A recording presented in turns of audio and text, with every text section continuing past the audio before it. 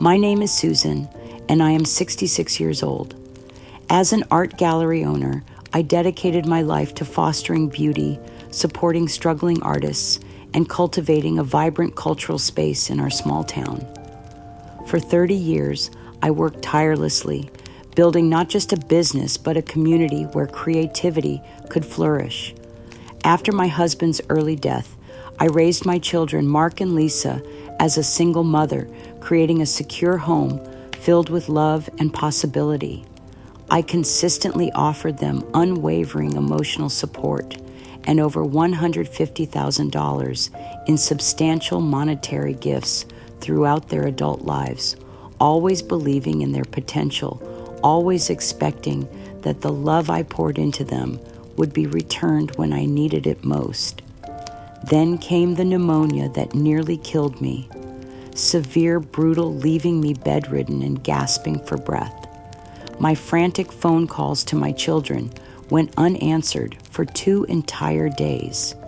It was my neighbor, Mrs. Henderson, who found me collapsed on my bathroom floor and called the ambulance. In that sterile hospital room as I fought for my life, Mark and Lisa finally appeared, not with comfort or concern, but with cold questions about my savings account. They refused to help arrange home care, claiming it was too expensive.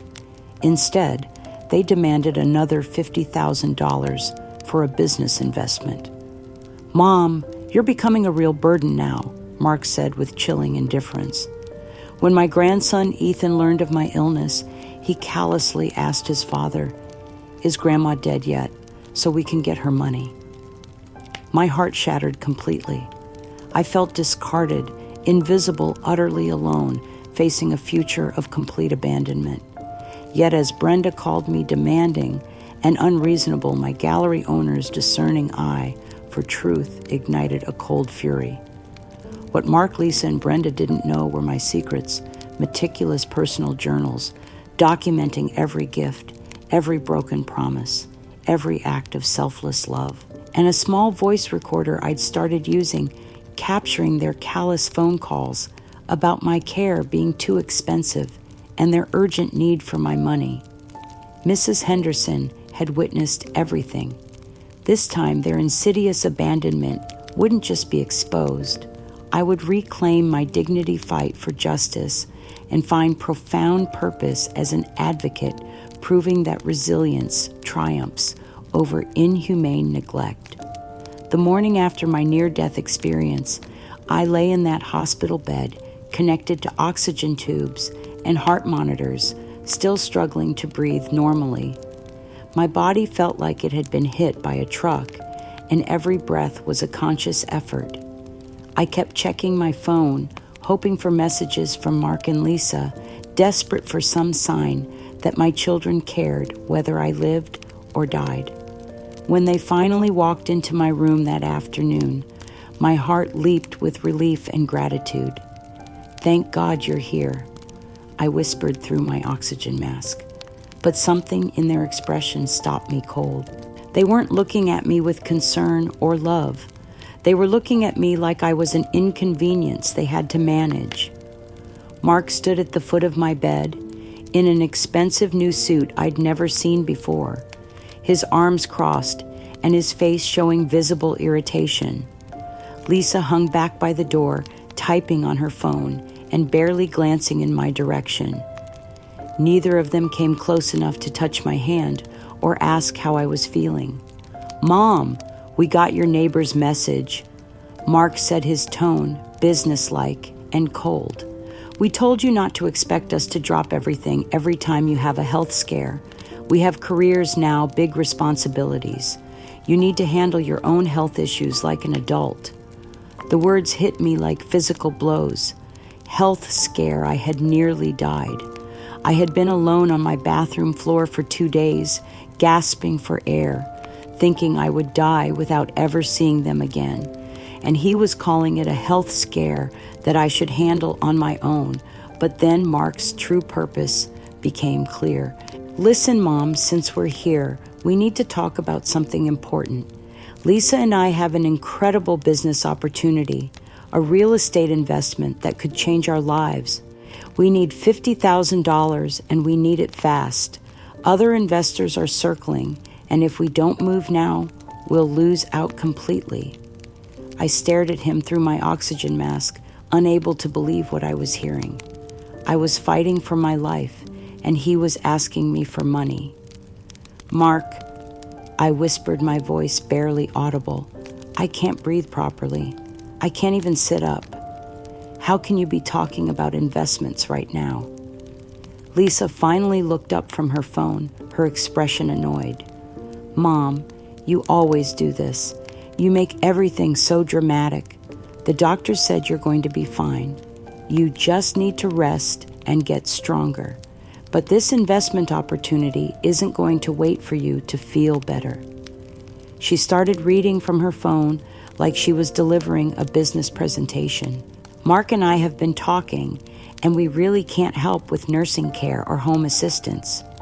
It's just too expensive and frankly too much of a time commitment. You're going to have to figure out some other arrangement."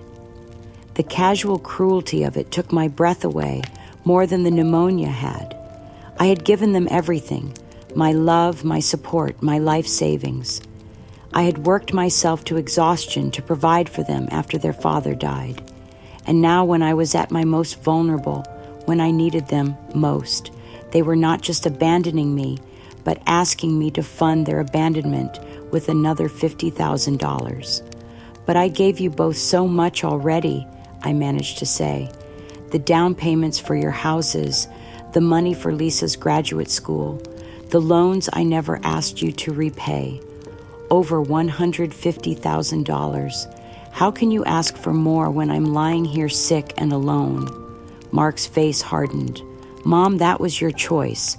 We never asked you to give us that money. You offered it freely, and now you're trying to use it to guilt us into taking care of you. That's manipulation, plain and simple." That's when Brenda's voice came through Mark's speakerphone. She hadn't even bothered to come to the hospital, but she had plenty to say about my situation. "Honestly, Susan is so demanding." Brenda's voice filled the room with its cold calculation. "Always expecting us to cater to her every need. She needs to be more realistic about what she can expect from family at her age. It's such a burden to constantly worry about her health crises and her emotional needs." I felt my world crumbling around me. This woman who had benefited from my generosity for years, who had lived in a house I'd helped them buy, was calling me a burden for nearly dying. But the worst was yet to come. Through the speakerphone, I could hear my grandson Ethan in the background, apparently overhearing the conversation about my illness. "Is Grandma dead yet?" His teenage voice came through clearly. "Because if she is, do we get her money now? I want that new gaming setup, and Dad said we'd have to wait for Grandma's inheritance." The silence that followed was deafening, not because Mark was shocked by his son's callousness, but because he was embarrassed that I'd heard it. He quickly ended the call without correcting Ethan or expressing any horror at his son's words. "Kids say thoughtless things," Mark muttered, but there was no real apology in his voice. "Look, Mom, we need an answer about the investment. Are you going to help us or not?" I looked at my children, these adults I had raised with such love and sacrifice, and saw strangers, cold calculating strangers, who viewed me as nothing more than a financial resource to be drained until I was no longer useful. "I need time to think." I whispered, though what I really needed was time to process the magnitude of their betrayal. "Well, don't think too long," Lisa said, already heading for the door. "Like we said, this opportunity won't wait, and neither will the other investors." They left without kissing me goodbye, without asking when I might be discharged, without offering any plan for my care or recovery. They left me alone in that hospital room, with the terrible knowledge that the children I had devoted my life to saw my near-death experience as nothing more than an inconvenient interruption to their financial planning. As I lay there in the growing darkness, listening to the beep of machines keeping me alive, I realized that I wasn't just recovering from pneumonia. I was recovering from the shock of discovering that I had spent 66 years loving people who were incapable of loving me back. But something else was growing in the darkness of that hospital room, something cold and determined. The woman who had built a successful business from nothing, who had raised 2 children alone, who had survived devastating loss and emerged stronger, that woman was still here. And she was beginning to understand that this wasn't just about money. This was about something much more fundamental, the right to be treated with basic human dignity by the people who claim to love you. 3 days after my children's cold hospital visit, I was still too weak to be discharged, but my mind was becoming clearer by the hour. That's when Mr. Jenkins from Adult Protective Services arrived with a folder full of official documents and the expression that told me my children had been busy. "Mrs. Susan," he said, settling into the visitor's chair with bureaucratic efficiency, "I've been contacted by your son Mark regarding your living situation and care needs. He's expressed some concerns about your ability to live independently and your capacity to make sound financial decisions." My heart began to race, and not from the pneumonia. "What kind of concerns?" Mr. Jenkins opened his folder and began reading from what was clearly a prepared statement. "According to your family, you've been showing signs of confusion and poor judgment. They've requested that you consider signing over medical power of attorney to them so they can ensure you receive appropriate care. They've also suggested that your current living situation may no longer be suitable for someone with your health challenges." As he spoke, he handed me a set of legal documents that Mark and Lisa had prepared while I was fighting for my life in this very hospital bed. The papers were thick, official, and absolutely terrifying in their scope. They weren't just asking for medical power of attorney. They were asking for control over my finances, my property, my entire life. "They've identified a care facility that they believe would be appropriate for your needs," Mr. Jenkins continued. "Willow Creek Manor. It's a state-contracted facility that specializes in seniors who require supervision." The way he said supervision made my blood run cold. I knew what kind of facility he was describing, the kind where people went to disappear, where families dumped elderly relatives they no longer wanted to deal with. "Mr. Jenkins," I said, my voice stronger than it had been in days, "I don't need supervision. I need to recover from pneumonia and go home to my own house." "Well, that's where things get complicated," he said, looking uncomfortable. "Your family has some concerns about your house as well. Apparently, your daughter-in-law has been researching the market value, and she feels it may be too much responsibility for you to maintain. She suggested that selling it might be the best option to fund your long-term care." The room started spinning. They were already planning to sell my house, my sanctuary, my gallery, the place where I'd raised my children and built my life. They were treating it like a commodity to be liquidated for their benefit. That's when the full picture began to emerge. This wasn't just about abandoning me to institutional care. This was a coordinated plan to strip me of everything I owned while convincing the authorities that it was for my own good. I spent the next 2 days making phone calls from my hospital bed, and what I discovered made me physically sick. My house was already listed with a real estate agent. Brenda had called the agent personally, claiming to represent the family's interests in helping Susan transition to appropriate care. The listing price was $750,000. I called Mrs. Henderson, my neighbor who had become my closest ally during this nightmare. Her voice was shaking when she answered. "Oh, Susan, I'm so glad you called. I've been trying to reach you for days. There are people tramping through your house constantly. Brenda told the realtor that you were permanently incapacitated and that the family needed to move quickly. She's been there every day going through your things, making lists." Mrs. Henderson paused, and I could hear her taking a shaky breath. "Susan, honey, I overheard her on the phone yesterday. She was talking to someone about the sale, and she said the house will bring in over $700,000. Now we don't have to worry about the old lady anymore. Such a burden gone." The words hit me like a physical blow. Burden gone. That's how my daughter-in-law viewed my potential death, as the removal of a burden and the acquisition of an asset. But the conversation Mrs. Henderson had overheard got worse. She was talking about all the things she wanted to buy with the money: a new car, a kitchen renovation, a vacation to Europe. She was so excited, Susan, like she was planning a celebration. As I hung up the phone, I felt something break inside me that had nothing to do with my physical illness. These people weren't just abandoning me.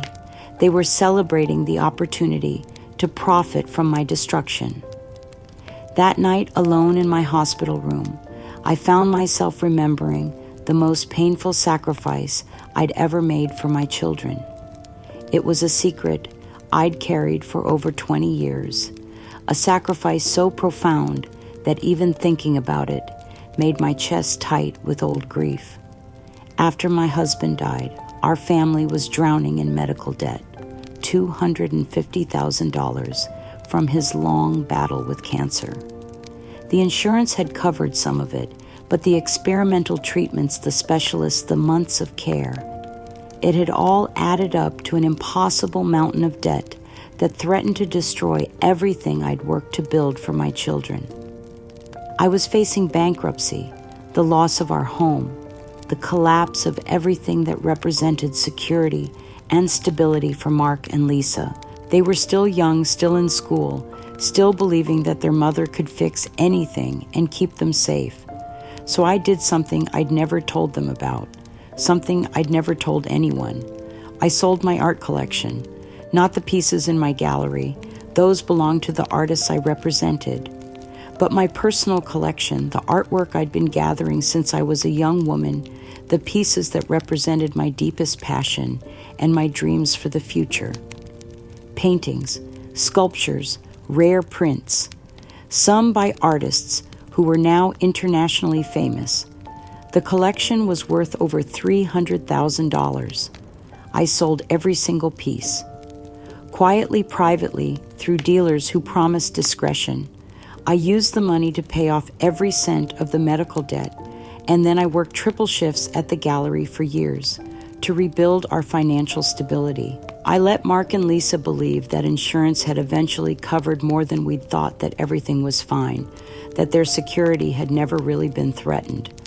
I sacrificed my passion, my personal joy, my connection to the art world I loved, so that they could have the stable foundation they needed to build their lives.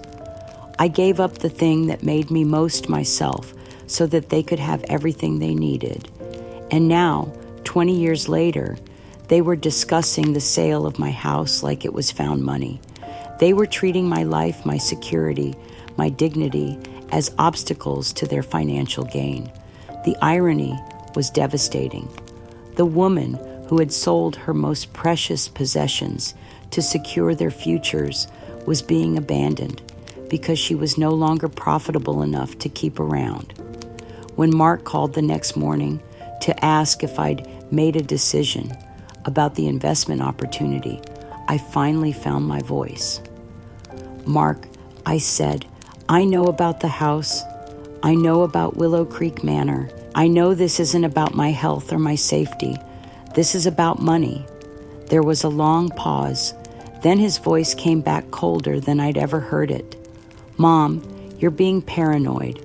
We're trying to help you, and you're making us out to be villains. Brenda says you're losing touch with reality." "Brenda," I laughed bitterly. "Brenda, who's already spending the money from my house sale on European vacations." "You're being ridiculous," Mark snapped. "And frankly, this conversation proves that you're not thinking clearly. Maybe Willow Creek Manor is exactly what you need." When I tried to call Lisa, her response was even more devastating. "Mom, you're just trying to control the narrative. You've been controlling all of us with guilt and money for years. It's time for us to live our own lives without your constant drama and demands." I hung up the phone and stared at the ceiling of my hospital room, finally understanding the full scope of what I was facing. This wasn't just abandonment. This was a systematic campaign to erase me from my own life while profiting from my destruction. But they had made one crucial mistake. They had underestimated the woman who had built a business from nothing, who had navigated the art world's complexities for 30 years, who had survived devastating loss and emerged stronger. The gallery owner, who had spent decades evaluating the authenticity of artwork, was about to apply those same skills to evaluating the authenticity of family love. And what she was discovering was that everything she'd believed about her children was as fake as a forged painting. The question now was what she intended to do about it. The betrayal reached its climax on a gray Tuesday morning, exactly 1 week after my near-death experience. I was finally strong enough to be discharged from the hospital, and I was desperately looking forward to going home to my own bed, my own space, my own life. That's when Mr. Jenkins appeared in my room with 2 orderlies and a wheelchair, but no discharge papers sending me home. "Mrs. Susan," he said, with the practiced sympathy of someone who had destroyed many lives in the name of bureaucratic efficiency, "your family has made the decision that home care isn't a viable option. We're going to transport you directly to Willow Creek Manor, where you'll receive the appropriate level of supervision and care." What? I struggled to sit up, my heart racing with panic. "No, I'm going home. I haven't agreed to any care facility." "I'm afraid that decision is no longer yours to make," Mr. Jenkins replied, avoiding my eyes. "Your son Mark has provided documentation of your inability to make sound judgments about your own welfare. The state has determined that immediate placement in a supervised facility is in your best interest." I realized with growing horror that while I'd been fighting for my life, my children had been fighting for control of my life. They'd used my illness, my vulnerability, my week of being too sick to think clearly, to build a legal case for my incompetence. "I want to see those documents," I demanded, but Mr. Jenkins was already motioning for the orderlies to help me into the wheelchair. "Everything will be explained to you at the facility, Mrs. Susan. Right now, we need to focus on getting you settled safely." As they wheeled me through the hospital corridors, I caught a glimpse of Mark and Lisa in the lobby. They weren't there to say goodbye or to offer comfort. They were there to make sure the transfer went smoothly, like supervisors overseeing the delivery of unwanted cargo. Lisa barely looked at me as I was wheeled past. Mark gave me a brief nod that might have been acknowledgement or might have been dismissal. Neither of them spoke to me. Neither of them touched my hand or offered any word of love or reassurance. The drive to Willow Creek Manor was the longest 30 minutes of my life. As we left the familiar streets of my neighborhood, I pressed my face to the window of the transport van, trying to catch one last glimpse of my house, my gallery, my life. That's when I saw Mrs. Henderson standing on her front porch, tears streaming down her face. She had her hand pressed to her heart, and her mouth was moving in what I knew was a prayer. She was watching me being taken away like a prisoner, and she was the only person in the world who seemed to care. I tried to wave to her, tried to call out, but my voice was still weak from the pneumonia, and the van's windows were sealed. Mark and Lisa, who were following in their car, deliberately positioned themselves between the van and Mrs. Henderson's house, blocking her view of me with their vehicle. Even in my moment of greatest despair, they were ensuring that no one could witness their cruelty or offer me comfort. Willow Creek Manor was everything I had feared, and worse. A sprawling institutional building that smelled of disinfectant and defeat. The staff processed me like inventory, taking away my clothes and personal belongings and replacing them with generic facility garments that stripped away the last traces of my individual identity. Your family has indicated that your personal items may be too stimulating for your current condition, the intake nurse explained as she confiscated my art journals, my sketchbooks, even the small watercolor set I'd brought to the hospital. These will be stored until the medical team determines you're ready for them. I was assigned to a small, sterile room with a roommate who barely acknowledged my existence. The walls were bare, the furniture was bolted down, and the single window looked out onto a parking lot surrounded by a high fence. As I sat on the narrow bed in my institutional clothing, holding nothing but the few toiletries they'd allowed me to keep, I felt my identity dissolving. The gallery owner, the mother, the woman who had built a life of beauty and purpose, all of that was gone. I was now just another elderly ward of the state, another burden that had been efficiently managed and stored away. That evening, as I lay in the darkness, listening to my roommate's labored breathing, my phone buzzed with a text message from Mark. It was brief and devastatingly cold. Mom is settled. Our family requires no further contact. He had sent that message to Mrs. Henderson, and she had forwarded it to me. My children were not just abandoning me. They were cutting off my connection to the outside world, ensuring that no one could check on my welfare or question their decisions. But the cruelest blow came the next morning when I saw Brenda's social media posts on the communal tablet in the day room. She had posted photos of their new simplified life. Pictures of expensive restaurant meals, shopping trips, home improvements. The captions were carefully crafted to sound positive and forward-looking, but the message was clear. They were celebrating their freedom from the burden of caring for me. One post showed her in a furniture store, selecting expensive pieces for their home renovation. The caption read, "Sometimes life gives you the opportunity to start fresh and create the space you've always dreamed of. Grateful for new beginnings and the chance to focus on what really matters." What really mattered, apparently, was spending the money they'd gained from selling my house and eliminating the inconvenience of my existence. As I sat in that institutional day room, surrounded by other forgotten souls, I felt the weight of the deepest, most painful secret of my life pressing against my chest like a physical burden. It was the secret of Roberto. 30 years ago, 5 years after my husband's death, I had met a man who changed everything I thought I knew about love and possibility. Roberto Castellano was a renowned artist from Italy, visiting our town for a gallery exhibition. He was sophisticated, passionate, deeply connected to the world of art and beauty that I loved. We fell in love with an intensity that surprised us both.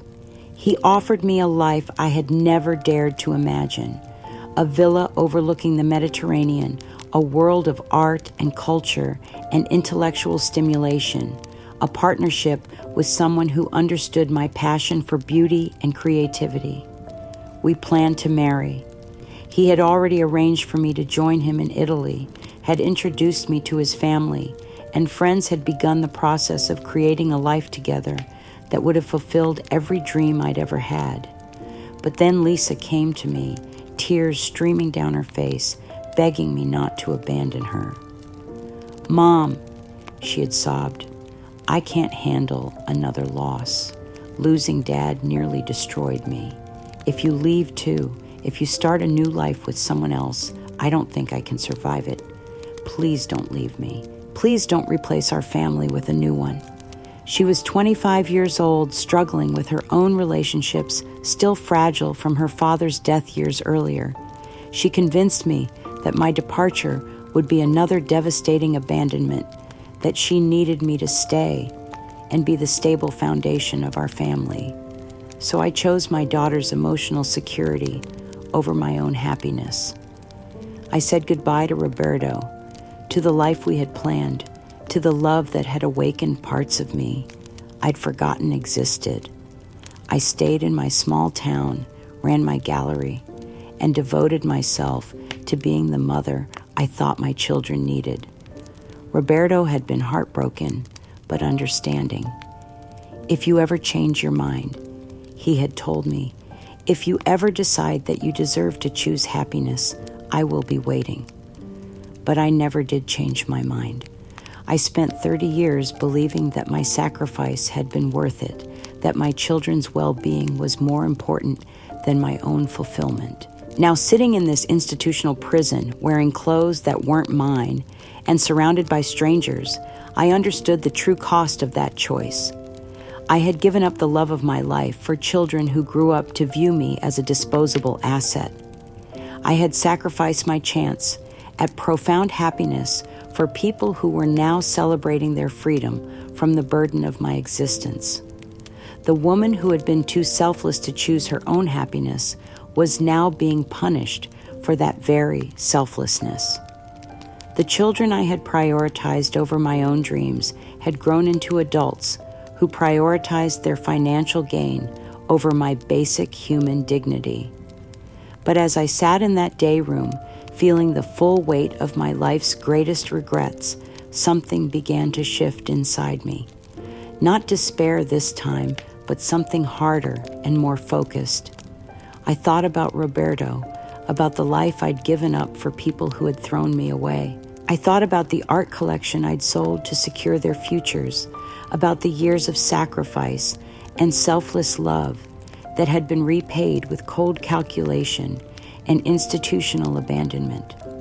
And I realized that for the first time in my 66 years, I had absolutely nothing left to lose. The woman who had always chosen everyone else's needs over her own was finally free to choose differently. The question was whether she still had the strength to fight for the dignity and justice she had never demanded for herself. As I looked around that day room at the other forgotten souls, I made a decision that would have terrified the old Susan, but filled the new one with purpose. I was going to reclaim my life, all of it, and the children who thought they could dispose of their mother like unwanted furniture were about to learn what happened when you underestimated a woman who had finally decided she was worth fighting for. The first weeks at Willow Creek Manor were a descent into a kind of hell I never could have imagined. This wasn't just institutional care. This was systematic dehumanization disguised as medical supervision.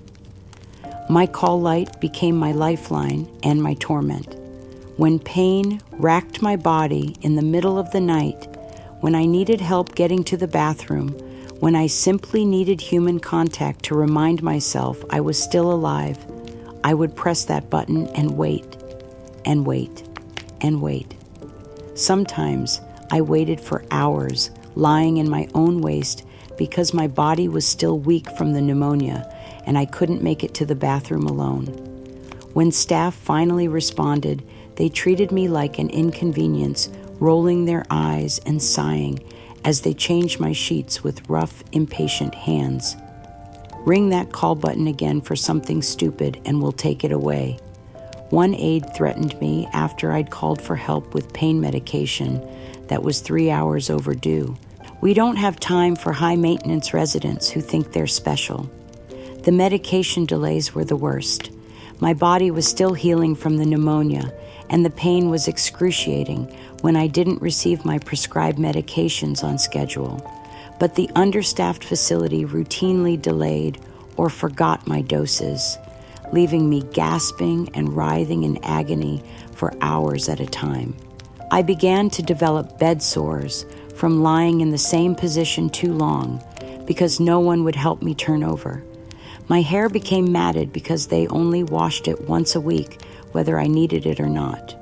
The meals were cold, unappetizing slop that arrived at irregular intervals, and I began losing weight rapidly. Another one whose family dumped her and never visits. I heard one nurse say to another as they walked past my room, "They always get the worst care because no one's checking on them. Families think they can just warehouse the old folks and forget about them. But the physical neglect was nothing compared to what my children were doing to my legacy while I rotted away in that facility." 3 weeks after my imprisonment began, Mrs. Henderson finally managed to track me down. The facility had been instructed by Mark and Lisa not to give out my location or room number, but Mrs. Henderson was persistent. When she finally found me, the shock on her face told me everything I needed to know about how I looked. "Oh, Susan," she whispered, tears immediately filling her eyes. "What have they done to you?" I was a shadow of the woman who had run a successful gallery just a month earlier. My clothes hung loose on my shrinking frame, my skin was sallow and marked with pressure sores, and my once bright eyes were dulled by pain and despair. But Mrs. Henderson brought news that cut deeper than any physical suffering. "Susan, honey, I have to tell you something terrible. Your gallery, they've destroyed it." She showed me photos on her phone that made me physically sick. Mark and Lisa had sold off the most precious pieces from my collection.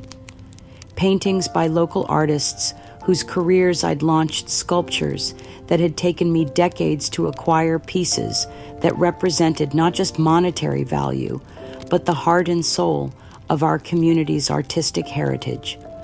The physical gallery space itself had been gutted and converted into a generic office building. Where once hung carefully curated artwork that told the story of our region's creative spirit, now there were bland corporate motivational posters and beige cubicles. Brenda had posted photos of the renovation on social media with captions like, "Excited about our new modern office space. Sometimes you have to clear out the old to make room for progress." Not a single mention of the 30 years of artistic history that had been erased to create their sterile business environment. "She's been selling it all, Susan, Mrs." Henderson continued, her voice shaking with anger. "The paintings, the sculptures, even your personal sketches. She posts photos of each sale, like she's proud of destroying your life's work." But the cruelest blow was yet to come. Mrs. Henderson showed me a news article about a seniors awareness campaign at the local high school. There prominently featured were my grandchildren Ethan and Chloe, now teenagers, participating in what was supposedly an educational program about caring for the elderly. The article included photos of them holding up drawings of sad grandmas and speaking earnestly about the importance of compassion for seniors. But their presentation included subtle digs at their own difficult situation with a grandmother who was fragile and confused. Ethan, now 16, was quoted in the article. "Sometimes loving someone means accepting that they can't take care of themselves anymore. It's hard when grandparents become different people because of their illness, but we have to focus on keeping them safe, even if they don't understand what's best for them." Chloe, only 14, held up a photo that I recognized with horror.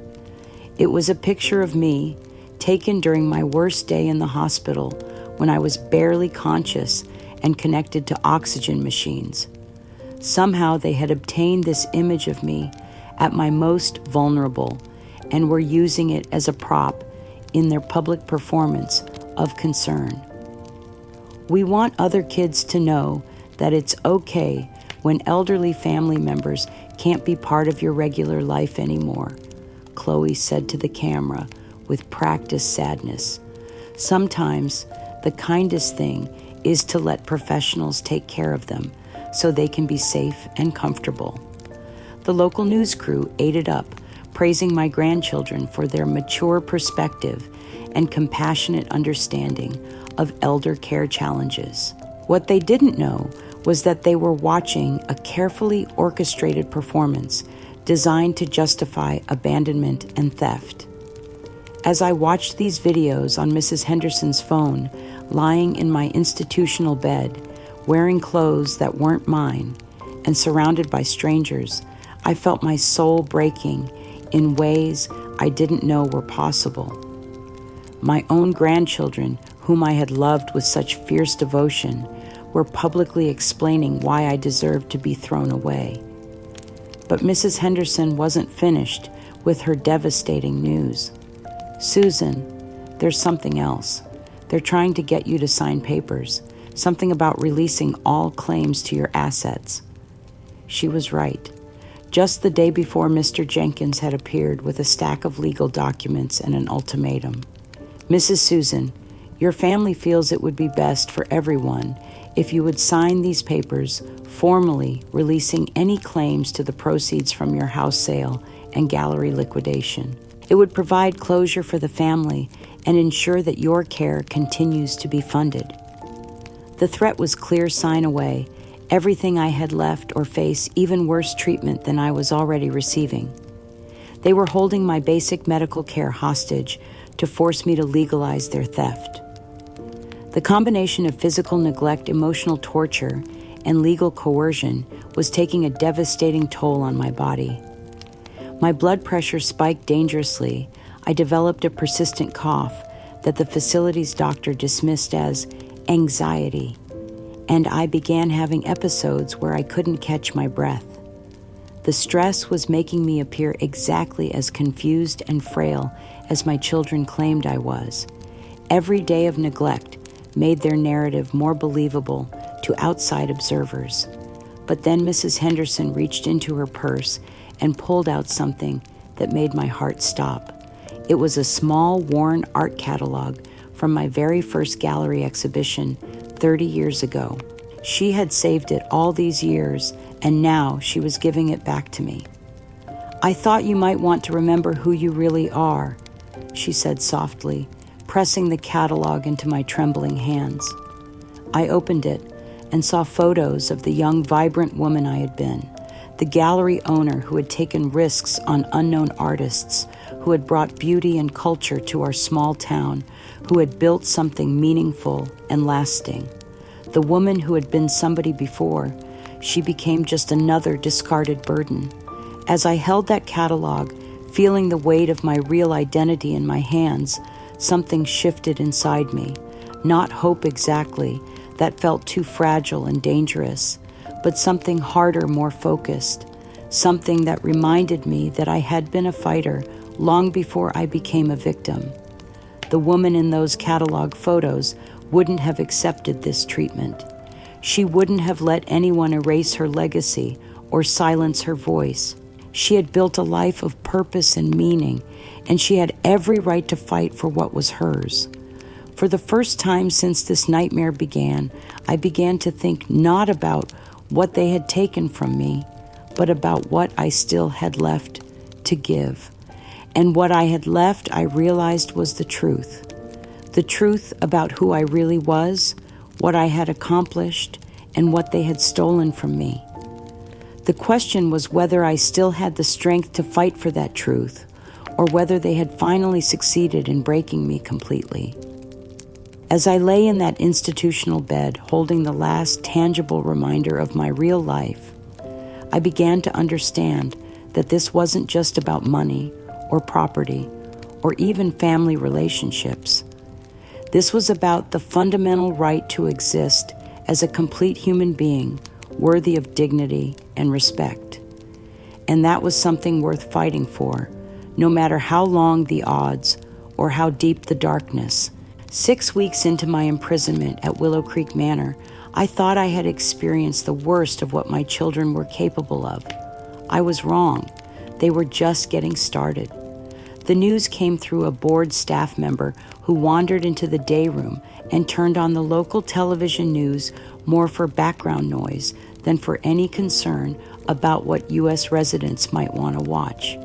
That's when I saw the banner headline that made my heart stop: Local Business Legacy Exhibit Honors Community Entrepreneurs. There filling the screen was my beloved gallery space, but transformed into something I barely recognized. Mark and Brenda stood in front of what had once been my carefully curated exhibition wall, now displaying a sanitized collection of generic business awards and mass-produced inspirational art. The news reporter was interviewing Mark as if he were some kind of visionary entrepreneur, rather than a man who had stolen and destroyed his mother's life's work. "We felt it was important to modernize this space," Mark said, gesturing toward the sterile office environment that had replaced my gallery. The previous setup was charming in its way, but it wasn't really practical for today's business needs. Sometimes you have to clear out the outdated approaches to make room for real progress. My hands began to shake as I realized what I was watching. They weren't just selling my art collection, they were publicly rewriting history to make themselves the heroes of modernization and me the obstacle to progress. Brenda appeared on camera next, wearing an expensive dress I'd never seen before, paid for with money from the sale of my life's work. "The previous owner had some beautiful ideas," she said with practiced sympathy, but her methods became increasingly confused. Toward the end, she was having trouble managing the business side of things. "We're just grateful we could step in and preserve what was valuable while creating something more sustainable." The words "confused" and "trouble managing" were clearly calculated to reinforce their narrative of my mental decline. But it was what came next that truly shattered my heart. The exhibit featured carefully selected items from my former gallery, but they had been stripped of all context and meaning.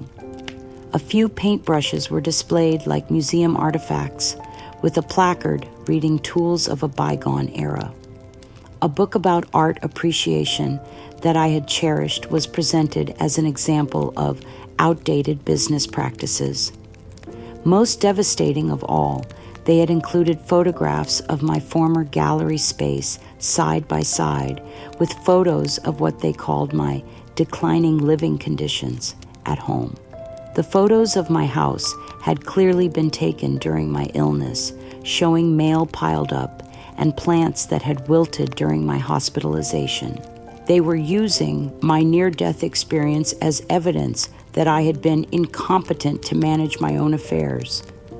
You can see the contrast between the professional environment we've created and the sadly chaotic situation that preceded it, the reporter noted, clearly accepting their narrative without question. But the cruelest moment came when they showed a pre-recorded video message from Ethan, my grandson. He appeared on screen in what was obviously a coached performance, speaking with the kind of mature gravity that teenagers affect when they want to sound important. "I'm really proud of what my parents have accomplished here," Ethan said, looking directly into the camera. "They took a situation that was becoming really difficult and found a way to honor the past while creating something better for the future. It takes real strength to make hard decisions about family when someone you love can't see what's best anymore." The video had clearly been edited to remove any hesitation or uncertainty from his words. This wasn't a spontaneous statement. It was a carefully crafted piece of propaganda designed to validate their theft and abandonment.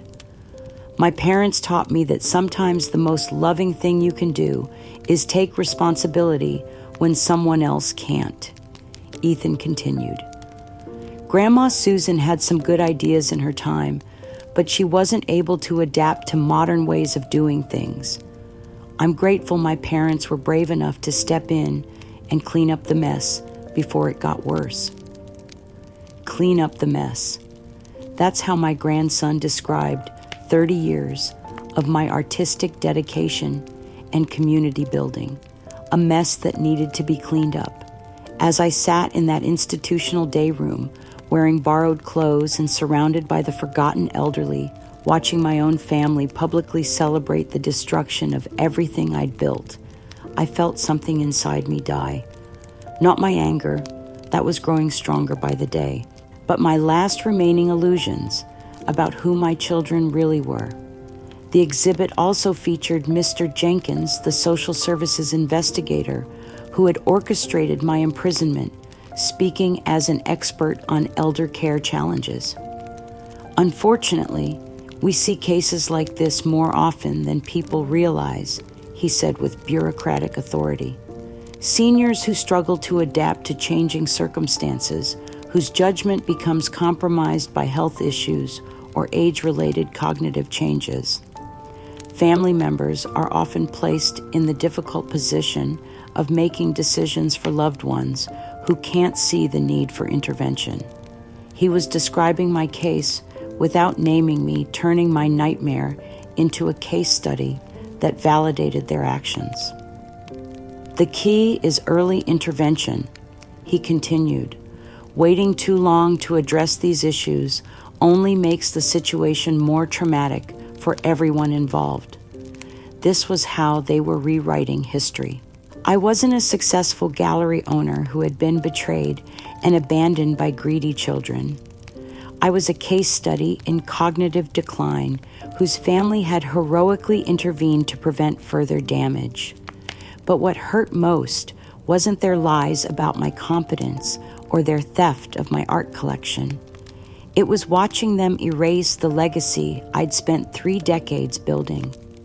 The artists whose careers I'd launched, the community events I'd organized, the cultural enrichment I'd brought to our town, all of it was being dismissed as the confused rambling of an elderly woman who couldn't adapt to modern business practices.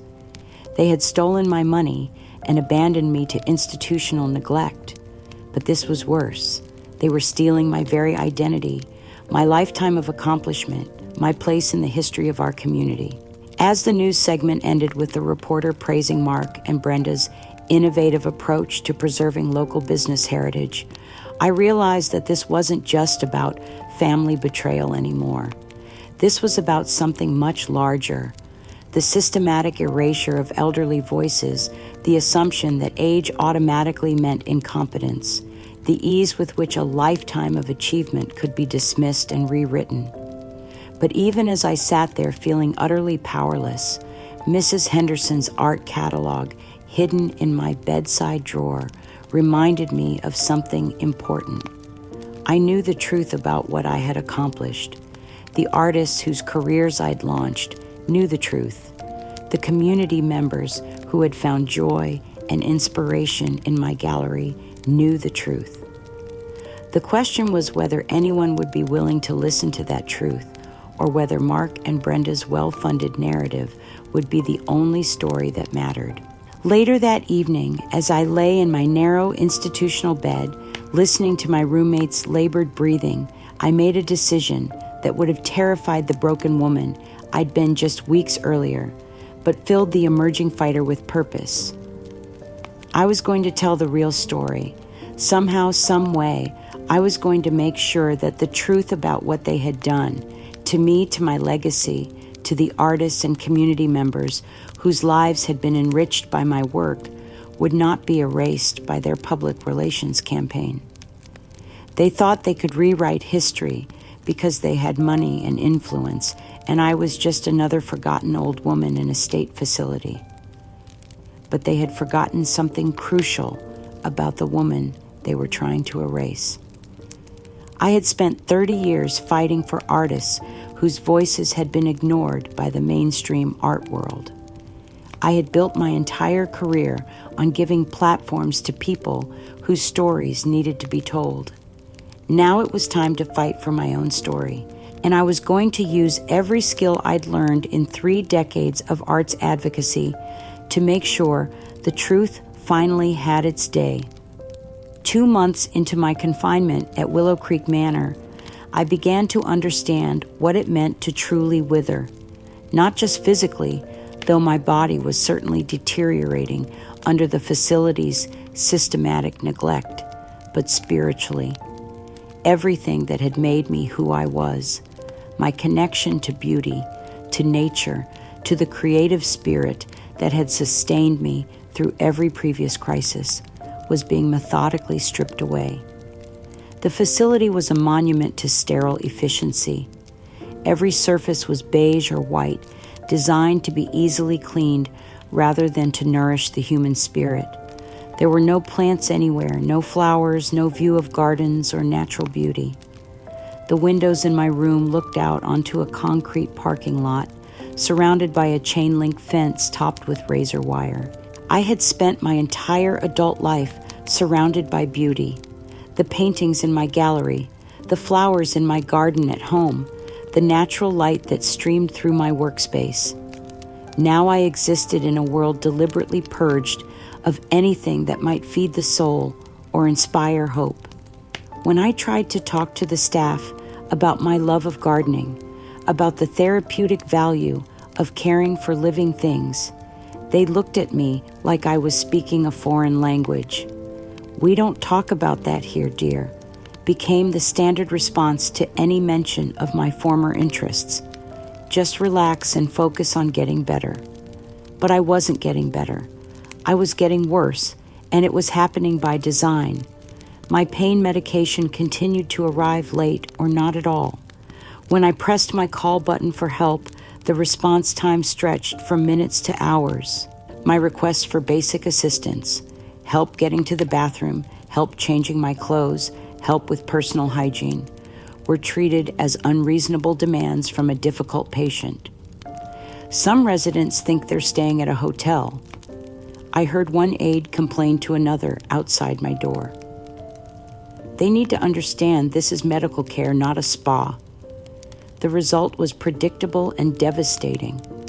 I developed painful bed sores from lying in the same position too long because no one would help me turn over. My skin became dry and cracked because bathing was limited to twice a week, whether I needed it or not. I lost 20 pounds in 2 months because the meals were cold, unappetizing, and served at unpredictable times. But the physical deterioration was nothing compared to the systematic destruction of my dignity. The woman who had once commanded respect in the art world, who had been sought out for her expertise and opinion, was now treated like a child whose thoughts and feelings were irrelevant. My attempts to maintain any connection to my former life were actively discouraged. When I tried to sketch with a pencil Mrs. Henderson had smuggled in during one of her visits, a staff member confiscated it. Drawing materials can be overstimulating for residents with cognitive issues, she explained, as if my desire to create was evidence of mental illness. The worst part was how my children weaponized this deterioration to justify their abandonment. Their visits became increasingly rare, and when they did come, it was only to document my decline with photographs that would later be used as evidence of my incompetence. "Look how confused she's become," I heard Brenda say to a staff member during one of their brief visits, speaking about me as if I weren't sitting right there. "It's so sad to see someone deteriorate like this. We're just grateful she's somewhere safe where she can't hurt herself." They brought forms for me to sign during these visits, documents that would transfer more of my remaining assets to their control. When I refused to sign, they would exchange meaningful looks and make notes about my uncooperative behavior and paranoid ideation. Mark started bringing a small recording device to document these interactions. For her own protection, he explained to the staff, in case she makes accusations later that she doesn't remember making. The recordings, I later learned, were being edited and shared with authorities as evidence of my mental instability. My refusal to cooperate with their financial demands was being portrayed as proof that I was no longer capable of making rational decisions. But perhaps the cruelest torture was the way they used my own assets to mock me. 3 months after my imprisonment began, I saw a local newspaper article about Mark and Brenda receiving a Community Builder Award for their generous donation to a new art installation in the town park. The installation was funded with money from the sale of my art collection. My life's work transformed into a public monument to their generosity. The photograph showed them cutting a ribbon at the dedication ceremony, beaming with pride as community leaders praised their vision and commitment to local culture. The placard next to the installation read, "Donated by Mark and Brenda in honor of community arts education." My name appeared nowhere. My 30 years of arts advocacy had been erased, replaced by their single act of generosity, using my stolen assets. But the final violation came when they gained access to my personal journals, the detailed records I had kept of every sacrifice I'd made for my family, every gift I'd given, every act of love and support I'd provided over the years. During what they called a routine room inspection, Brenda appeared with a facility staff member and confiscated my journals under the pretense that they were upsetting me and interfering with my healing process. Within days, heavily edited excerpts from my journals appeared on social media. Brenda had taken my most private thoughts, my records of financial gifts to my children, my expressions of love and concern, and twisted them into evidence of what she called my obsessive need to control others with guilt and manipulation. Phrases like, "I gave them everything," and "I just want them to love me," were stripped of context and presented as the delusional ramblings of a manipulative old woman trying to control her adult children. My detailed financial records were described as evidence of my unhealthy fixation on money, rather than proof of my generosity. The posts went viral in our small community, shared with laughing emojis and comments about crazy old ladies who think the world owes them something. People who had known me for decades began to question their memories of who I really was. But even in the depths of this systematic destruction, there were glimmers of hope. A few people saw through the lies and manipulation. One was Patricia, a night shift nurse, who began working at the facility during my 3rd month there. Unlike the other staff members, she actually listened when I spoke. She noticed that my pain medication was consistently delayed and made sure I received it on schedule during her shifts. She saw how my call light was ignored and made a point of checking on me regularly. Most importantly, she began keeping her own notes about my care and my family's behavior during their visits. "Something's not right here," she told me quietly one night. "I've been doing this work for 20 years, and I know the difference between legitimate family concern and something else." Patricia started documenting the times Mark and Brenda visited, the demands they made for me to sign documents, their instructions to staff about limiting my communications with the outside world. She was building a case, gathering evidence that would eventually prove crucial to my survival. Another ally emerged from an unexpected source. James Morrison, a respected artist whose career I had launched 15 years earlier, saw the social media posts about my delusions and was outraged. He remembered the woman who had believed in his work when no one else would, who had given him his first gallery showing and launched him toward international recognition. James began quietly reaching out to other artists I had helped over the years, gathering testimonials about my character, my competence, and my profound impact on the local arts community. He was preparing something that would eventually challenge the narrative Mark and Brenda had so carefully constructed. As I lay in my institutional bed that night, feeling my body growing weaker and my spirit more battered with each passing day, I tried to hold on to these small signs that the truth might eventually surface. But I was running out of time. My health was deteriorating rapidly under the combination of neglect, stress, and systematic abuse. My voice was growing weaker. My memory was becoming fragmented from the medications they were giving me, and my ability to advocate for myself was disappearing. The woman who had once fought for struggling artists was now struggling to fight for her own survival. And with each passing day, it became clearer that if I didn't find a way to break free from this institutional prison, soon I would die there, forgotten, discredited, and erased from the history I had helped create. But even as my body failed and my hope faded, something deeper was growing stronger. Not the desperate hope of denial, but the cold, focused determination of someone who had finally decided that truth was worth dying for. If this was going to be my final battle, I was going to make it count. 4 months into my imprisonment, I made the decision that would either save my life or end it. I was going to find a way to tell the truth, no matter what it cost me. The realization had come to me during another sleepless night, listening to my roommates' labored breathing and staring at the ceiling tiles that had become as familiar as prison bars. I was dying in this place, not just physically, though my health was deteriorating rapidly, but dying as a person. Every day, more of who I had been was being erased, replaced by their carefully constructed narrative of confusion and decline. I began writing letters, not the rambling complaints of a confused elderly woman, but detailed factual accounts of what had happened to me.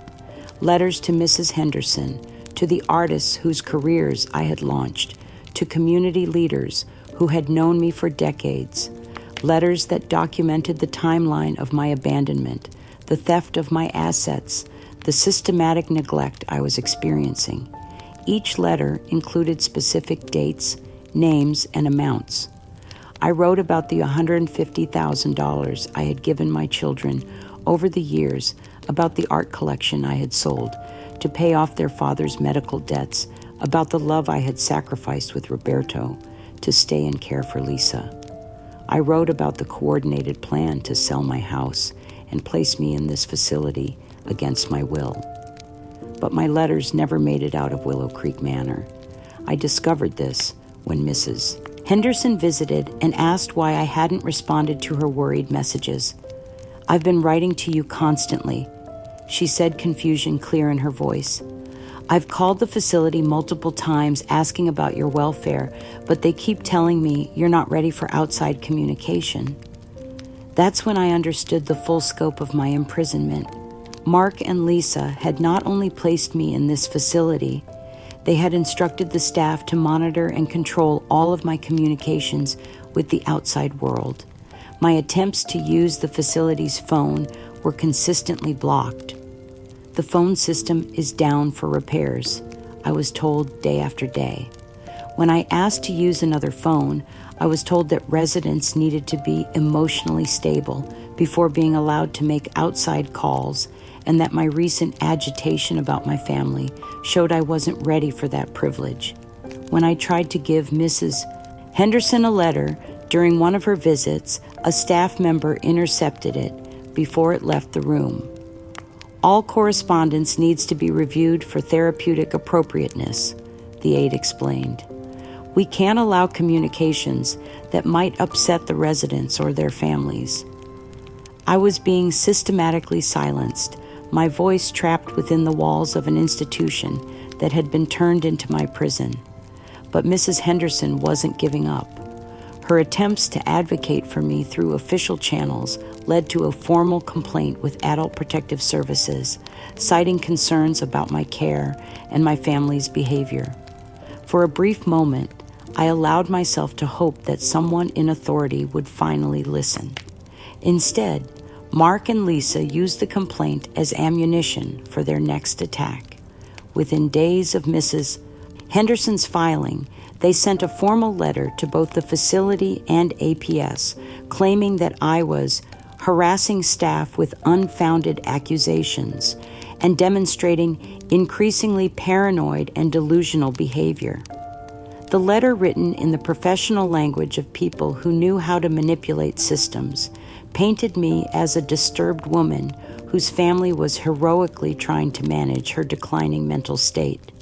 They requested that my communications be even more strictly monitored, claiming that my paranoid episodes were causing distress to staff and other residents. But Brenda took their retaliation even further.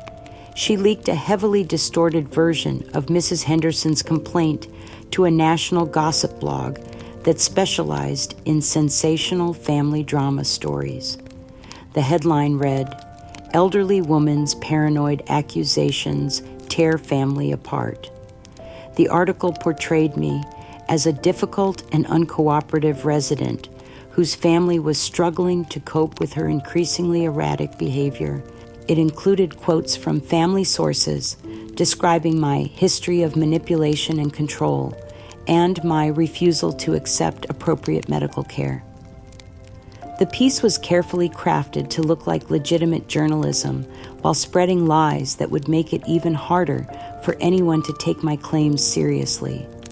Comments from readers mocked crazy old ladies and praised my family for their patience and dedication in dealing with such a difficult situation. When Mr. Jenkins made his follow-up visit to investigate Mrs. Henderson's complaint, he arrived with his mind already made up. He reviewed the facility's official care logs, which I later learned had been falsified to show excellent care, and spoke with staff members who had been coached on what to say. My attempts to tell him the truth about my treatment were dismissed as exactly the kind of paranoid ideation that my family had warned him about. "Mrs. Susan," he said with patronizing kindness, "I understand that adjusting to facility life can be difficult, but making unfounded accusations against your family and the staff who are trying to help you isn't going to improve your situation." He issued a formal warning about my disruptive behavior and recommended that my privileges, including visits and phone calls, be further restricted until I showed improvement in my attitude and cooperation. I was being punished for telling the truth.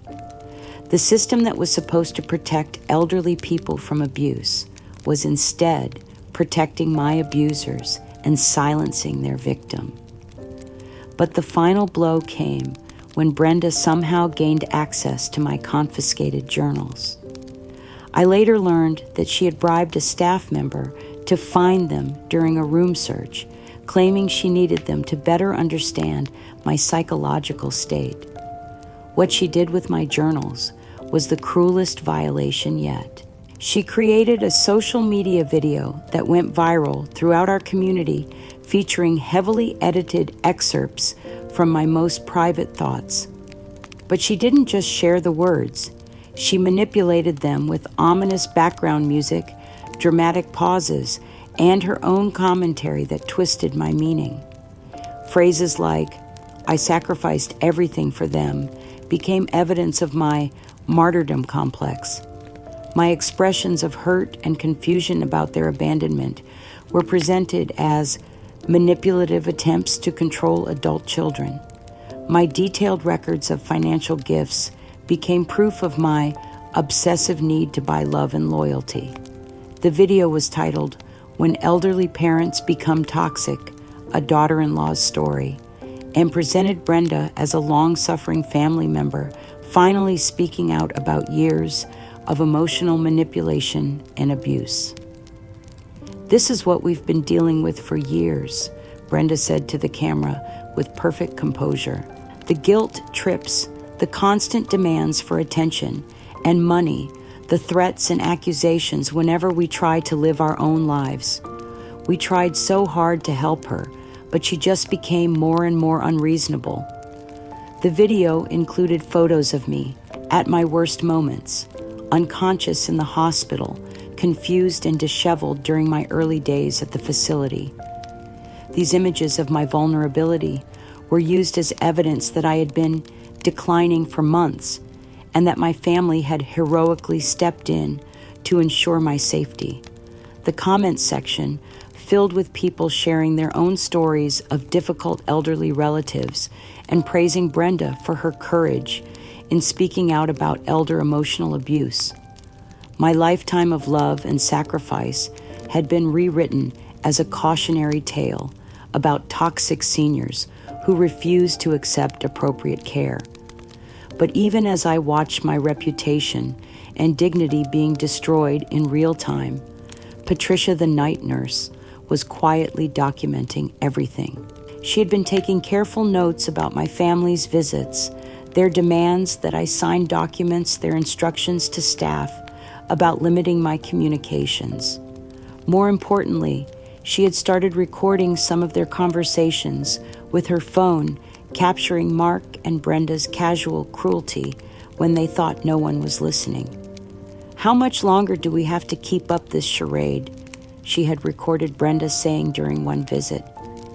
"The old woman's never going to sign those papers willingly, and the longer this drags on, the more chance someone's going to start asking real questions."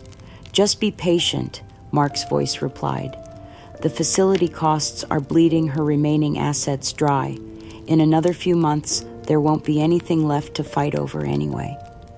Patricia was building a case, gathering evidence that would eventually expose the truth. But I was running out of time to benefit from her efforts. My health was declining rapidly under the stress of systematic abuse and neglect. My voice was growing weaker. My memory was becoming fragmented, and my ability to advocate for myself was disappearing with each passing day. As I lay in my institutional bed that night, feeling my strength ebbing away like water through cupped hands, I understood that I was facing a race against time. Either the truth would emerge soon enough to save me, or I would die in this place, my voice silenced forever, and my story rewritten by the people who had destroyed me. But I also understood something else. Patricia wasn't the only person who could see through their lies. James Morrison and other artists were asking questions. Mrs. Henderson was refusing to give up, and somewhere out there, people who had known the real Susan were beginning to wonder if the story they were being told made sense. The truth was, like a seed planted in darkness, waiting for the right conditions to break through the soil and reach the light. The question was whether it would grow fast enough to save the woman who had planted it. The miracle came in the form of Mrs. Henderson's refusal to give up. For 5 months, she had been fighting the system, filing complaints, demanding investigations, and refusing to accept the official narrative about my supposed mental decline. Her persistence finally reached the right person, a retired APS supervisor named Dorothy Walsh, who specialized in elder abuse cases. Dorothy took one look at Mrs. Henderson's meticulously documented concerns and saw patterns that the current system had missed. "This doesn't look like natural cognitive decline," she told Mrs. Henderson. "This looks like systematic isolation and abuse designed to silence a competent woman." Working with a legal aid attorney who took my case pro bono, Dorothy demanded a full independent review of my situation. Against all odds, they managed to compel APS to conduct an emergency hearing, not a criminal trial yet, but a formal review that would determine whether I was truly incompetent or whether something more sinister was happening. The hearing was held in a sterile conference room at the county courthouse, but to me it felt like the most important stage I'd ever stepped onto. Mrs. Henderson wheeled me in, and I could see James Morrison and several other artists in the gallery, along with community members who remembered the real Susan. Mark and Lisa sat at a table with their lawyer, both of them looking confident that this was just another formality they would navigate successfully. Brenda was conspicuously absent, apparently too busy to attend yet another episode in what she had publicly called my ongoing mental health crisis. But everything changed when my legal aid attorney stood up and placed a small device on the table. It was my voice recorder, the one I'd been using to dictate art critiques for years, the one that Mrs. Henderson had given back to me during one of her visits. "Ladies and gentlemen," my attorney said, "what you're about to hear are unedited recordings of conversations between Mrs. Susan and her children over the past several months. These recordings will demonstrate that Mrs. Susan's supposed confusion and decline have been greatly exaggerated, and that her children's concern for her welfare is not what it appears to be. The first recording began to play, and Mark's voice filled the room with chilling clarity. It was from one of his hospital visits when I had been begging him to help arrange home care instead of placing me in an institution. "Mom, you're just being dramatic," his voice said with cold dismissal. "You always make everything sound worse than it is. We can't drop our entire lives every time you have a health problem. You need to be more realistic about what you can expect from us at this stage of your life." My own voice came through next week, but clearly articulate, explaining my fear of institutional care and my desire to recover at home with help. "Mark, I'm not asking you to drop your life. I just need some support while I get stronger. I can pay for home nurses. I just don't want to be warehoused somewhere." Warehoused. Mark's laugh was bitter. "Mom, you're being ridiculous. Willow Creek Manor is a nice facility. You're making it sound like a prison camp. Besides, we really need to talk about your finances. This illness has shown us that you can't manage your own affairs anymore." The recording continued, with Mark pressing me about the $50,000 investment opportunity while I was still connected to oxygen machines in the hospital. His voice was businesslike, calculating, devoid of any warmth or concern for my suffering. Mr. Jenkins, the APS investigator, who had been so dismissive of Mrs. Henderson's concerns, was visibly shaken as he listened. His face transformed from bureaucratic detachment to growing horror as the recordings revealed the systematic emotional abandonment I'd endured. But it was the next recording that truly shattered the room's composure. It was from one of Lisa's phone calls when I had tried to remind her of all the sacrifices I'd made for our family over the years. "Mom, you're always trying to make us feel guilty with these stories about what you did for us," Lisa's voice said with exasperation. "That was your choice. We never asked you to give up your life for us. And frankly, throwing it in our faces now just proves that you were keeping score all along instead of giving freely." My voice, barely audible through tears, tried to explain that I wasn't keeping score. I was just hoping they would remember our bond when I needed them most. "Mom, you're being manipulative," Lisa continued. "Brenda thinks you're having some kind of breakdown where you're rewriting history to make yourself the victim. Maybe this facility placement is exactly what you need to get some perspective." The room was completely silent, except for the sound of my recorded sobs. Every person present was hearing the real conversation, not the sanitized version my children had presented to authorities. But the most devastating recording was yet to come. It was a conversation between Mark and Lisa that they didn't know I had captured when they thought I was sleeping in my hospital bed. "How long do you think this is going to take?" Lisa's voice asked.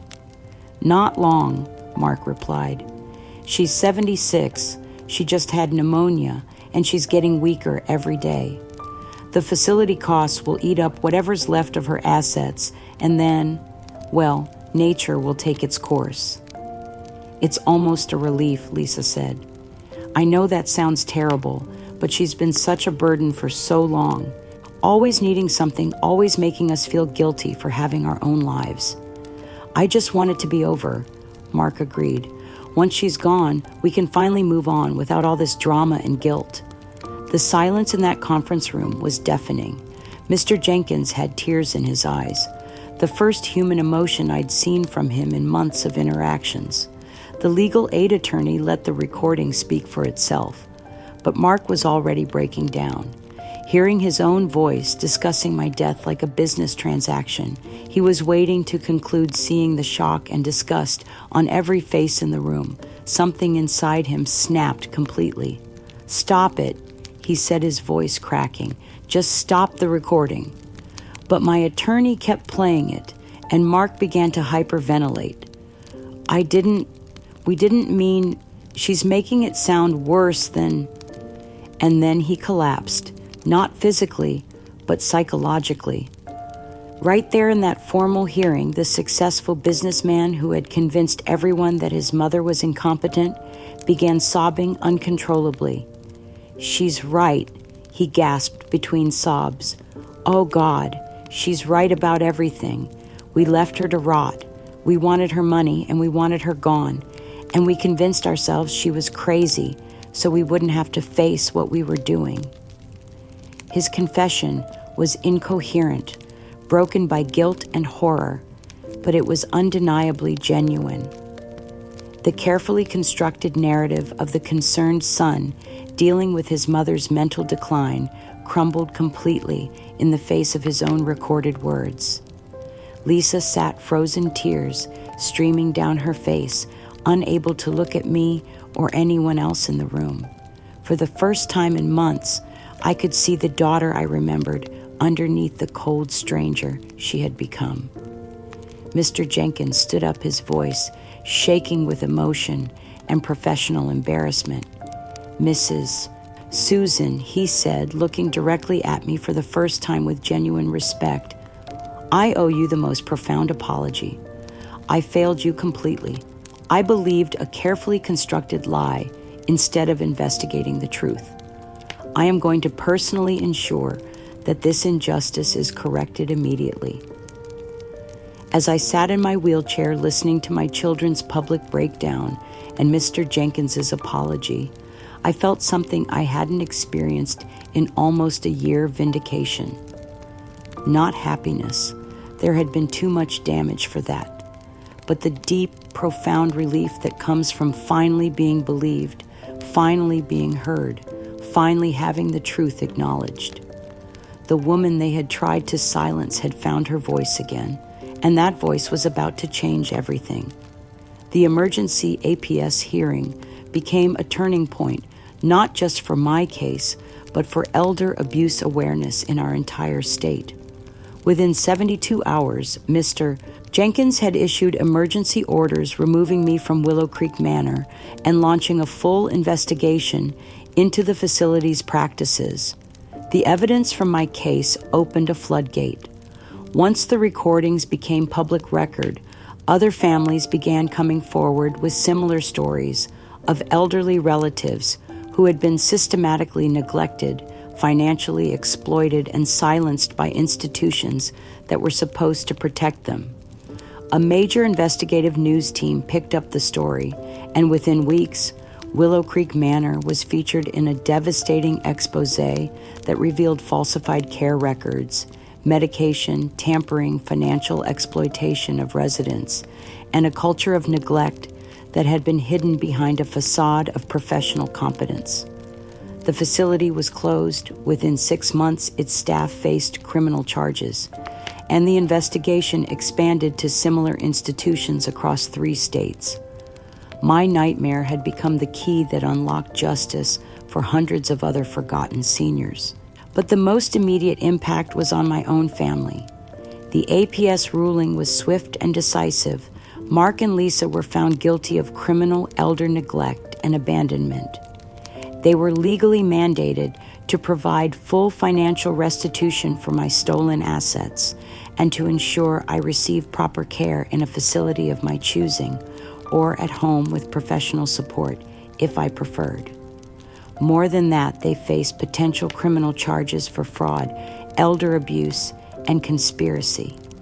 The recordings had provided evidence not just of neglect, but of deliberate planning to exploit my vulnerability for financial gain. Mark's psychological collapse at the hearing was just the beginning of his downfall. Unable to maintain his professional facade after his public breakdown, he entered a rehabilitation center for what his lawyer called severe depression and anxiety related to family trauma.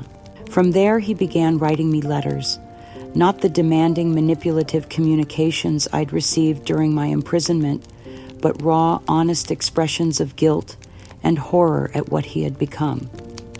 Mom, one letter began, "I know there are no words that can undo what I did to you.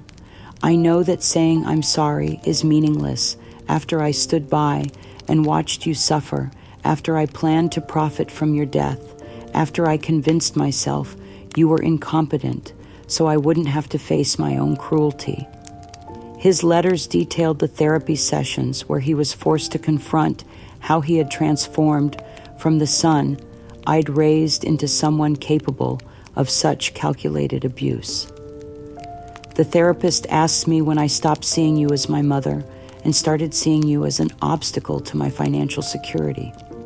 I can't answer that question because I don't remember making that choice. It happened so gradually that I convinced myself it was normal, that it was justified. The letters were painful to read, not because they weren't genuine, but because they were. I could see my son's anguish and self-recognition clearly, but I could also see that the damage he had done to both of us might be irreparable. Brenda, faced with criminal charges and public disgrace, simply vanished. She moved out of state before the investigation could be completed, leaving behind a trail of forged documents and empty bank accounts. Her social media accounts, once filled with mocking posts about my delusions, were deleted overnight. But it was Lisa's response that gave me the most hope. Unlike Mark's dramatic collapse or Brenda's cowardly flight, Lisa faced the truth about her complicity with quiet determination to make amends. She appeared at my new care facility, a bright professional place where I was recovering from months of systematic abuse, carrying flowers and tears of genuine remorse. "Mom," she said, sitting beside my bed and taking my hand for the first time in over a year, "I can't make excuses for what I did to you. I was scared and selfish, and I took the easy path of believing lies instead of fighting for the truth. I let Mark and Brenda convince me that you were the problem because it was easier than admitting we were failing you." Lisa's apology wasn't dramatic or theatrical.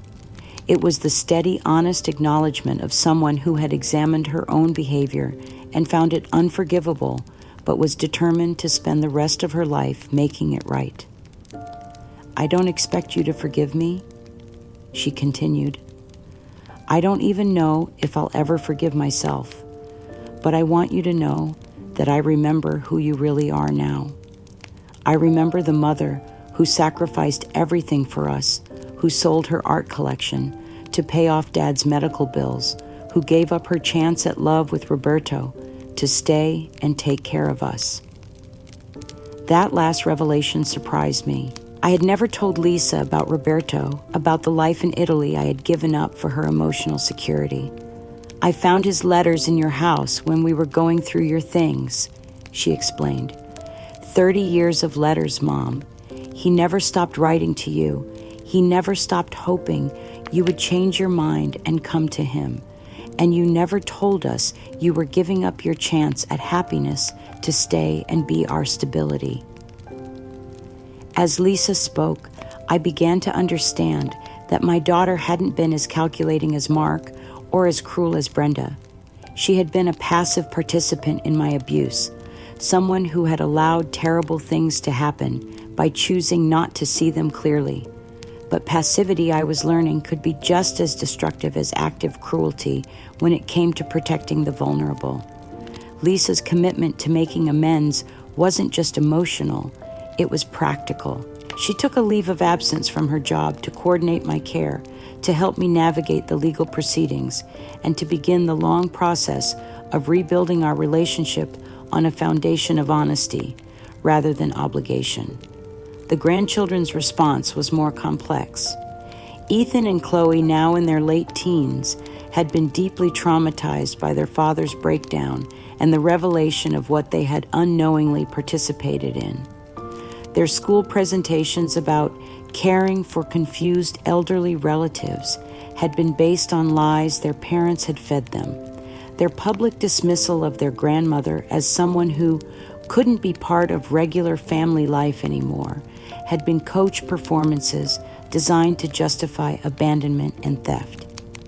When they finally visited me several months into my recovery, they were different people than the confident teenagers who had performed for cameras.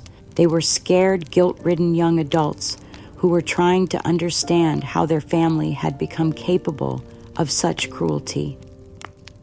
"Grandma," Ethan said, his voice barely above a whisper, "I'm so sorry we said those things about you. We thought we were helping Dad, but we were hurting you." Chloe brought me a new sketchbook and a set of watercolor pencils. "I remembered that you used to draw," she said.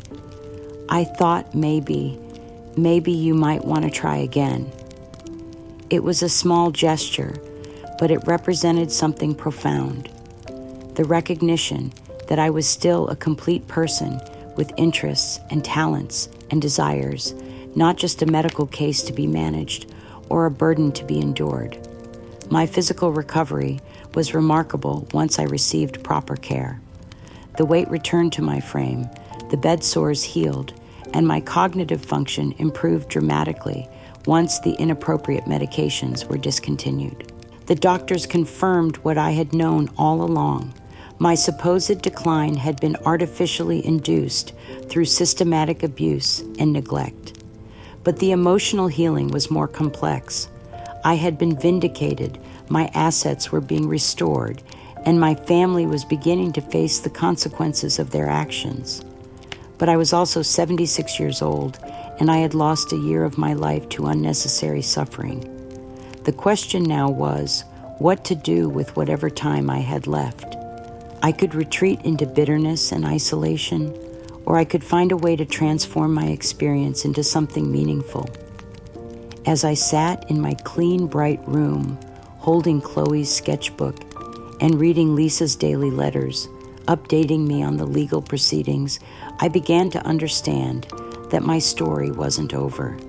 It was just beginning a new chapter. I had survived something that destroys many people. I had fought for the truth and won. Now I had the opportunity to use that victory to help others who were facing similar battles. The woman who had once fought for struggling artists was about to become an advocate for struggling seniors. And this time, I would be fighting not just with love and hope, but with the hard-won wisdom of someone who had stared into the abyss of human cruelty and emerged with her dignity intact. 2 years after my rescue from Willow Creek Manor, I stood in my small but sunny apartment, arranging flowers that Lisa had brought from her garden.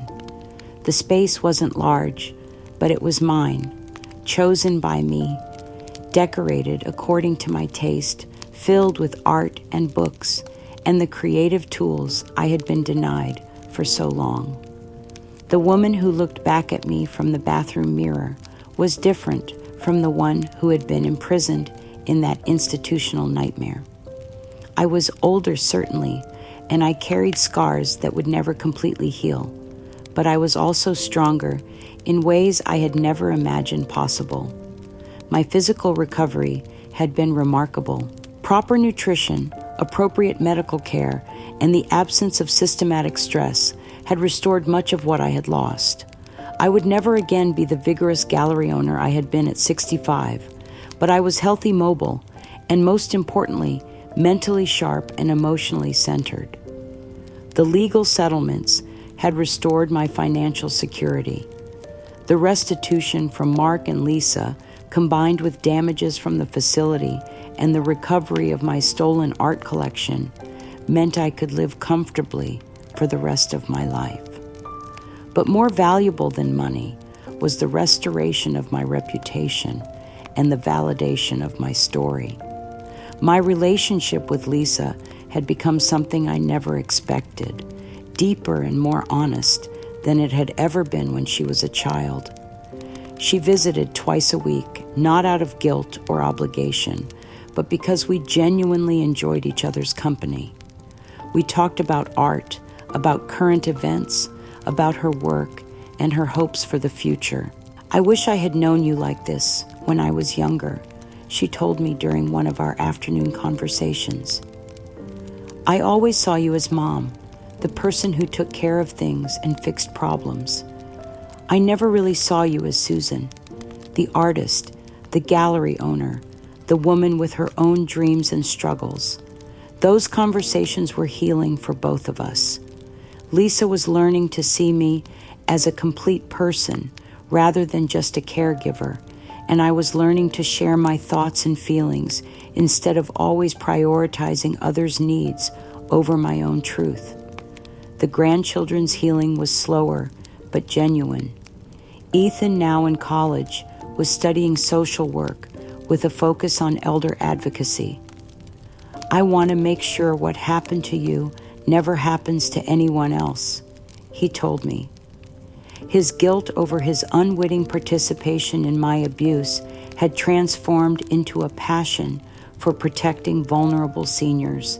Chloe had developed into a talented young artist, and she often brought her portfolio to show me her latest work. She was planning to study art therapy, inspired by watching my own creative recovery.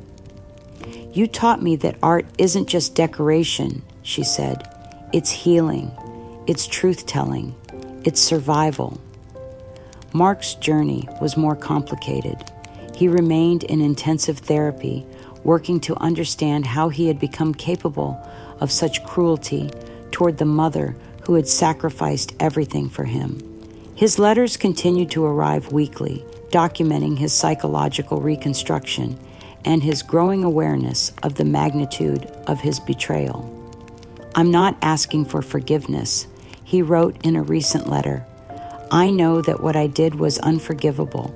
I'm just trying to become someone who would never again be capable of such cruelty. I'm trying to honor the man you raised me to be, even though I know it's too late to undo the damage I caused. I appreciated his honesty, but I also understood that our relationship would never be what it once was. Too much trust had been broken, too much pain had been inflicted. We might eventually find a way to coexist peacefully, but the deep loving bond between mother and son had been severed by his choices. Brenda had disappeared completely, leaving behind only a trail of legal documents and empty promises. I occasionally heard updates about her from Lisa. Apparently, she was living under a different name in another state, still trying to escape the consequences of her actions. I felt no satisfaction in her downfall, only relief that her toxic influence was no longer part of our lives. But perhaps the most meaningful transformation in my life was the work I had begun doing with other elder abuse survivors. My story had attracted national attention, and I began receiving letters from seniors across the country who were facing similar situations. With the help of Dorothy Walsh, the retired APS supervisor who had helped expose my case, I started a support network for elder abuse survivors. We met monthly in the community center where I had once organized art exhibitions, sharing our stories and strategies for healing and advocacy. The hardest part, one woman told our group, is that everyone expects you to forgive and forget because they're family. But what they did wasn't about family love. It was about greed and selfishness. These conversations were profoundly healing for all of us. We were women and men who had been systematically devalued and silenced, and we were finding strength in sharing our truths with people who understood the unique pain of being betrayed by those who were supposed to love us most. I also began speaking at conferences about elder abuse prevention, sharing my story with social workers, healthcare providers, and family members. My message was simple. Elder abuse can happen to anyone, regardless of education or previous success, and the warning signs are often dismissed as normal aging or family stress. The woman who was imprisoned at Willow Creek Manor wasn't a different person from the gallery owner who had been respected in this community for 30 years, I would tell audiences. I became vulnerable not because I was incompetent, but because I trusted people who had learned to see my trust as weakness to be exploited. One of the most rewarding aspects of my advocacy work was reconnecting with the artists whose careers I had launched over the years. Many of them had been horrified to learn what had happened to me, and they began contributing artwork to fundraising auctions for elder abuse prevention programs. James Morrison, who had been instrumental in exposing my case, organized a major exhibition called Voices of Resilience, featuring artwork by abuse survivors and their advocates. The opening night was one of the most moving experiences of my life. Seeing my community rally around not just me, but around the broader cause of protecting vulnerable seniors. But perhaps the most unexpected gift of my later years was the letter that arrived one spring afternoon, bearing an Italian postmark and handwriting I recognized despite the passage of 30 years. Roberto had never stopped writing, just as Lisa had discovered when she found his letters in my house. He was now 82, widowed, and living quietly in the villa overlooking the Mediterranean that he had once wanted to share with me. My dearest Susan, his letter began, I have followed your story in the news, and my heart breaks for what you have endured. But I am also filled with admiration for your strength and your refusal to be silenced. You are the same remarkable woman I fell in love with all those years ago. We began corresponding regularly, sharing memories of our brief romance and updates about our current lives. It wasn't the passionate love affair we might have had in our 50s, but it was a deep friendship that brought peace to both our hearts. I have no regrets about the choice you made to stay with your children, he wrote in one letter. It was the choice of a loving mother, even if those children were too young to understand the magnitude of your sacrifice. But I am glad that you finally have the freedom to choose your own happiness. As I sat in my apartment that evening, reading Roberto's letter by the light of a lamp Lisa had given me, surrounded by artwork created by abuse survivors and flowers brought by grandchildren who were learning to love authentically, I felt something I had never experienced before: complete peace with my own story. I had been betrayed by people I loved, but I had survived that betrayal and emerged stronger. I had been silenced, but I had found my voice again and was using it to help others. I had lost the family I thought I had, but I had discovered which relationships were worth saving and which were built on lies. Most importantly, I had learned that my worth wasn't determined by other people's treatment of me. The woman who had spent 76 years defining herself through service to others had finally learned to value herself simply for who she was. As I prepared for bed that night, I looked around my small apartment, my sanctuary of truth and healing, and felt profound gratitude for the journey that had brought me here. Not gratitude for the suffering, but for the strength I had discovered in surviving it, and for the purpose I had found in transforming it into something that could help others. I was 78 years old, and I was finally completely free. 5 years have passed since the day I was rescued from Willow Creek Manor, and as I write these words in my sunny kitchen, surrounded by paintings created by fellow survivors and letters from people whose lives have been touched by my story, I'm filled with a peace I never thought possible. My small apartment has become a sanctuary, not just for me, but for anyone who needs to remember that survival is possible, that truth eventually prevails, and that it's never too late to reclaim your dignity. The coffee table holds copies of letters from senators who have cited my case while proposing stronger elder protection laws, and artwork from grandchildren who have learned to love without conditions or expectations.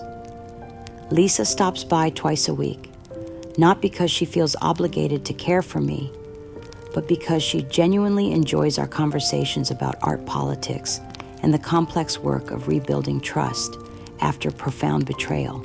We've created something entirely new together, a relationship between two women who respect each other's independence and history, rather than one based on old roles and unspoken resentments. The work I do with elder abuse survivors continues to grow and evolve. Our monthly support group has expanded into a national network, and I spend my days writing, speaking, and mentoring others who are fighting for their right to be treated with basic human dignity. Every letter I receive from someone who found courage in my story reminds me that my suffering wasn't meaningless. It became the foundation for helping others avoid or escape similar fates. Mark's letters still arrive, documenting his continued therapy and his slow reconstruction of his character. We may never have the close relationship we once shared, but I've found peace with the knowledge that he's genuinely working to become someone who could never again cause such harm. Sometimes healing means acceptance rather than reconciliation. The lesson I carry from this journey isn't about forgiveness or family loyalty or the power of unconditional love. It's about something more fundamental, the absolute necessity of knowing your own worth and defending it, even when the people who claim to love you are the ones trying to destroy it. For too many years, I believed that love meant giving everything and asking for nothing in return. I learned that this kind of love is actually a form of self-destruction that enables others to exploit your goodness. Real love, whether for family, friends, or yourself, requires boundaries, honesty, and mutual respect. To anyone reading this who sees themselves in my story, I want you to know that it's never too late to fight for the dignity you deserve. The systems designed to protect you may fail the family members who should support you, may betray you, and the people in authority may choose convenience over justice. But truth has a power that outlasts lies, and courage has a strength that overcomes cruelty. Your voice matters. Your story matters. You matter, not because of what you can provide for others, but simply because you exist and deserve to be treated with respect. As I close this chapter of my life and prepare for whatever comes next, I carry no bitterness toward those who wronged me, but I also carry no illusions about who they really are. I've learned the difference between healing and denial, between wisdom and naivety, between love and manipulation. My legacy isn't the gallery I built, or the money I accumulated, or the family I raised. It's the proof that a woman can lose everything: her home, her health, her family's love, her community's respect, and still find the strength to rebuild her life on her own terms. I am Susan. I am 78 years old, and I am finally completely joyfully free.